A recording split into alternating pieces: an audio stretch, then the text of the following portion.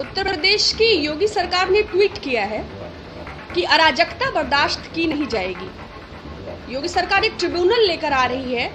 उत्तर प्रदेश लोक तथा निजी संपत्ति क्षति वसूली नियमावली 2020। ये जो प्रक्रिया है ये सत्ता का दुरुपयोग है, क्योंकि हम निष्पक्षता की आशा सरकार से नहीं करते। और जो हम देख रहे हैं बराबर, चाहे वो धारा 144 का दुरुपयोग हो, चाहे नाम पूछकर लोगों पर मुकदमे करना, चाहे उनके एक्सटेंशंस, तो ये सब जो भाजपा के शांति दूत हैं, चाहे वो अनुराग ठाकुर साहब का बयान हो, चाहे वो प्रवेश वर्मा का बयान हो, चाहे वो कपिल मिश्रा का बयान हो, चाहे वो गिरिराज सिंह जी का बयान हो, और वो तमाम हेट स्पीचेस और फुटेज जिनमें सीधे सीधे भारतीय जनता पार्टी और उनके कोर वर्कर्स, मिनिस्टर्स और एमएलएज, एमपीज इन्वॉल्व होते हैं, क्या इनकी भी वसूली की जाएगी?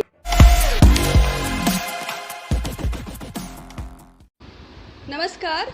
उत्तर प्रदेश की योगी सरकार ने ट्वीट किया है कि अराजकता बर्दाश्त की नहीं जाएगी। योगी सरकार एक ट्रिब्यूनल लेकर आ रही है।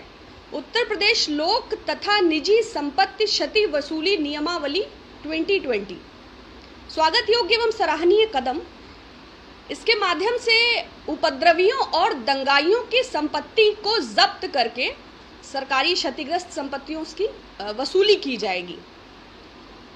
निश्चय ही सराहनीय। और हमारे कानून के जानकार ये कहते हैं कि 1984 से हमारे संविधान और कानून में इस प्रकार की व्यवस्था है। हाँ, थोड़ा संशय उत्पन्न होता है कि जो सरकार सही से गुंडा एक्ट की तामील नहीं कर पाती, सही से गैंगस्टर एक्ट को अप्लाई नहीं कर पाती, जेलों के माध्यम से संचालित होने वाले तमाम हत्या और अपहरण जैसे जुर्म को नियंत्रित नहीं कर पाती। कुछ दिन पहले यूपी कोका लाते वक्त भी सरकार ने ऐसी ही बातें की थी। वह सरकार अराजकता, निष्पक्षता या दंगाइयों से वसूली की बात करती है। लोकतंत्र में और संविधान में कानून सबके लिए बराबर होने चाहिए, लेकिन सरकार की मंशा पर संदेह उत्पन्न होता है। अगर हम बात दिल्ली के दंगों की करें तो कपिल मिश्रा जी को फौरन Y+ की सिक्योरिटी मिली। और अगर हम गोरखपुर के BLRD कांड की बात करें तो जिस कंपनी को ब्लैक लिस्टेड किया गया था ऑक्सीजन की सप्लाई में, दोबारा उसे ऑक्सीजन की सप्लाई का ठेका मिलता है। और जिस डॉक्टर को जेल में भेजा गया था उसको NSA बढ़ा के 3 महीने का एक्सटेंशन और कर दिया जाता है। यदि बात हम कासगंज के दंगों की करें तो पुलिस और प्रशासन ने तिरंगा यात्रा जहां से निकालने के लिए मना किया गया था, जानबूझकर घटनाक्रम को इस तरह से मोड़ा गया कि कासगंज की हिंसा हुई। आपको याद होगा, कुछ समय पहले की बात है। अगर हम बात बुलंदशहर की हिंसा की करें तो हमारे बहादुर इंस्पेक्टर सुबोध सिंह उस इज़्मामा को और उस भारी उपद्रव और तांडव को बचाने में शहीद हो गए, और उनकी हत्या के मुख्य आरोपी को बीजेपी ने प्रधानमंत्री जन कल्याण योजना में महामंत्री बनाया। तो इसमें निष्पक्षता होगी, इस बात को कैसे एक्सपेक्ट किया जाए? क्योंकि सरकार, अगर हम बात अभी CA और NRC के प्रोटेस्ट की करें तो होर्डिंग्स लगा दिए सरकार ने, और उसमें महिलाओं के नाम, उनके हस्बैंड के नाम और उनकी फोटोग्राफ के साथ उनके निवास का पता भी बड़े बड़े होर्डिंग्स पर लिखा गया, जो कहीं ना कहीं उनकी डिग्निटी और उनकी सुरक्षा दोनों को खतरे में डालता है। देखिए, लोकतांत्रिक ढंग से विरोध प्रदर्शन करना ये अधिकार है किसानों का, नौजवानों का, बेरोजगारों का, विपक्ष का, राजनीतिक दलों का, सामाजिक कार्यकर्ताओं का, बुद्धिजीवियों का। प्रोटेस्ट का राइट हमें हमारा कॉन्स्टिट्यूशन देता है। अगर हम दंगों और उपद्रवियों को लेकर सरकार के रवैये को देखते हैं तो माननीय मुख्यमंत्री जी 2007 के दंगों में स्वयं कहीं ना कहीं लिप्त पाए गए, जिस पर तत्कालीन सरकार ने मुकदमा चलाने की अनुमति नहीं दी। जब काउंटर एफिडेविट फाइल किया गया तो भी आरोपों को तय करने की व्यवस्था नहीं हुई। यदि बात हम मुजफ्फरनगर के दंगों की करें तो लगभग 48,000 लोग विस्थापित हुए और लगभग 60 लोगों की मृत्यु हुई।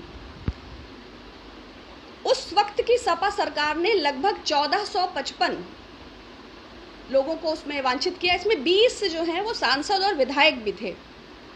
तो ये दंगाइयों से वसूली क्या क्षतिपूर्ति है, या तानाशाही है, या प्रोटेस्ट करने के राइट को छीन लेना है, या पोलराइजेशन को बढ़ावा देना है, इसको समझना थोड़ा सा आवश्यक है।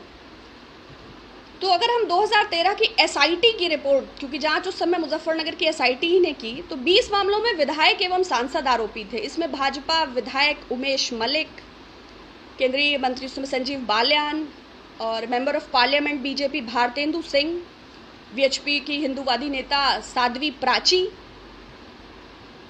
और संगीत सोम, सरधना, देवड़ा, कई जगहों से उन पर 7 मुकदमे थे। और उन हेट स्पीचेस के उनके वीडियो फुटेज ये सब कुछ अवेलेबल रहा। लेकिन सरकार बनने के बाद शामली और मुजफ्फरनगर के दंगों को सरकार ने सबसे पहले लगभग 131 मुकदमे वापस लेने के लिए कहा गया, जिसमें 92 को फर्जी बताते हुए 74 के वापस लेने की प्रक्रिया शुरुआत की गई। और संगीत सोम साहब ने 7 मुकदमों को फर्जी बताते हुए कानून मंत्री ब्रजेश जी ने कहा कि हाँ उन्होंने 7 मुकदमों से संबंधित कहा है। उनको एसआईटी ने भी हेट स्पीच में क्लीन चिट दे दिया। एक वीडियो भी उन्होंने ऐसा वायरल किया था जो करीब 2-3 साल पुराना अफगानिस्तान के किसी एरिया का था, जिससे फेसबुक में भी रिपोर्ट मांगा गया था।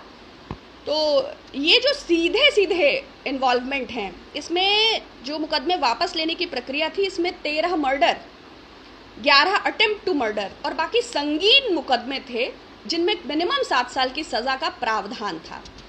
तो ऐसे में सरकार की मंशा पर थोड़ा संशय उत्पन्न होता है कि क्या कार्यवाही सिर्फ उन लोगों पर होगी जो सरकार के ऑपोजिशन में हैं या जो सरकार के विरोध में हैं या सरकार से भिन्न राय रखते हैं। और हाँ, केंद्रीय सपा सरकार ने 1455 लोगों पर मुकदमा दर्ज किया था, 503 मुकदमे दर्ज कराए गए। और एक रिपोर्ट और है 2017 की, केंद्रीय मंत्री हंसराज अहिर ने ये डाटा दिया। इन आंकड़ों के मुताबिक कुल 822 दंगे हुए, जिसमें उत्तर प्रदेश में अकेले 195, कुल देश भर में मौतें लगभग 111 और अकेले उत्तर प्रदेश में 44। और ये इनमें से कुछ जो है वो धार्मिक उन्माद से संबंधित थे, कुछ सोशल मीडिया से संबंधित थे, कुछ जमीन जायदाद से संबंधित थे। लेकिन आंकड़े इस बात की पूरी गवाही हैं कि केंद्र में और प्रदेश में भारतीय जनता पार्टी की सरकार बनने के बाद पोलराइजेशन में जबरदस्त इजाफा हुआ है और कम्युनल क्लैशेस को लगातार बढ़ावा दिया गया है। न्यूज़ लॉन्ड्री और न्यूज़ क्लिक ने इस पर बहुत डिटेल्ड रिपोर्ट्स की हैं। अगर आप उनमें जाएंगे तो you can get more informations. इसके अलावा देश भर में कर्नाटका में 100 दंगे, महाराष्ट्र में 68, बिहार में 65, राजस्थान में 63। तो ये जो प्रक्रिया है ये सत्ता का दुरुपयोग है, क्योंकि हम निष्पक्षता की आशा सरकार से नहीं करते। और जो हम देख रहे हैं बराबर, चाहे वो धारा 144 का दुरुपयोग हो, चाहे नाम पूछकर लोगों पर मुकदमे करना, चाहे उनके एक्सटेंशंस। और हाँ, ब्रजेश मिश्र जी ने आख्या मांगी थी 7 मुकदमे संगीत सोम से संबंधित। तो ये सब जो भाजपा के शांति दूत हैं, चाहे वो अनुराग ठाकुर साहब का बयान हो, चाहे वो प्रवेश वर्मा का बयान हो, चाहे वो कपिल मिश्रा का बयान हो, चाहे वो गिरिराज सिंह जी का बयान हो, और वो तमाम हेट स्पीचेस और फुटेज जिनमें सीधे सीधे भारतीय जनता पार्टी और उनके कोर वर्कर्स, मिनिस्टर्स और एमएलएज, एमपीज इन्वॉल्व होते हैं, क्या इनकी भी वसूली की जाएगी? क्या वो भी क्षतिपूर्ति के लिए उत्तरदायी होंगे? और उस दौरान वो तमाम लोग जिन्होंने अपने बच्चे खो दिए, जो अपाहिज हो गए, जो विस्थापित हो गए, जो जीवन मरण के प्रश्न से जूझ रहे हैं, क्या सरकार के पास कोई योजना है जो उनकी क्षतिपूर्ति की जा सके? ठीक है, बहुत धन्यवाद। इस पर विचार करिएगा और अपने विचारों को कमेंट बॉक्स में जरूर दर्ज कीजिएगा। Thank you.